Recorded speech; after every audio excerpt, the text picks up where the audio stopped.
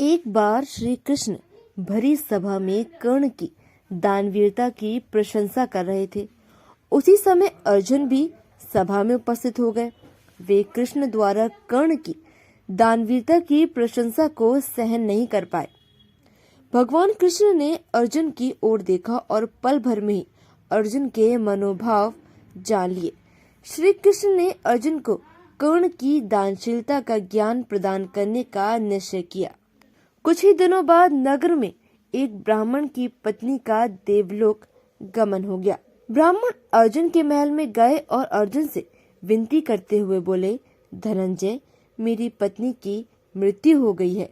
वह मरते हुए अपनी अंतिम इच्छा जाहिर करते हुए कहा कि मेरा दाह संस्कार चंदन की लकड़ियों से ही करना, इसलिए क्या आप मुझे चंदन की लकड़ियां दे सकते हैं? ब्रह्मा की बात सुनकर अर्जुन ने कहा, क्यों नहीं? और अर्जुन ने सहयोगी कोषाध्यक्ष को तुरंत 25 मन चंदन की लकड़ियां लेने की आज्ञा दे दी। परंतु उस दिन न ही कोषाध्यक्ष में और न ही बाजार में चंदन की लकड़ियां उपस्थित हुई। कोषाध्यक्ष ने अर्जुन को भी व्यथा सुनाई और अर्जुन को चंदन की लकड़ियां न होने की असमर्थता व्यक्त की। अर्जुन ने भी ब्राह्मण को अपनी लाचारी बताकर खाली हाथ वापस भेज दिया।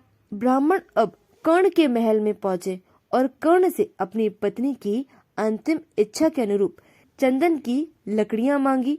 कर्ण की भी वही स्थिति थी, ना तो महल में और ना ही बाजार में कहीं चंदन की लकड़ियां उपस्थित थी।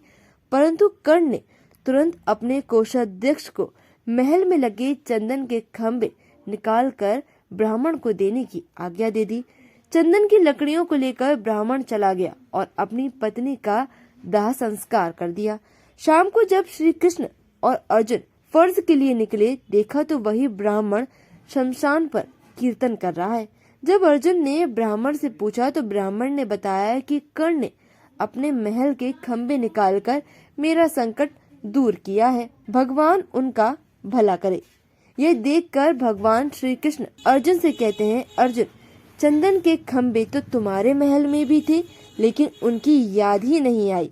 ये सुनकर अर्जुन लज्जित हो गए।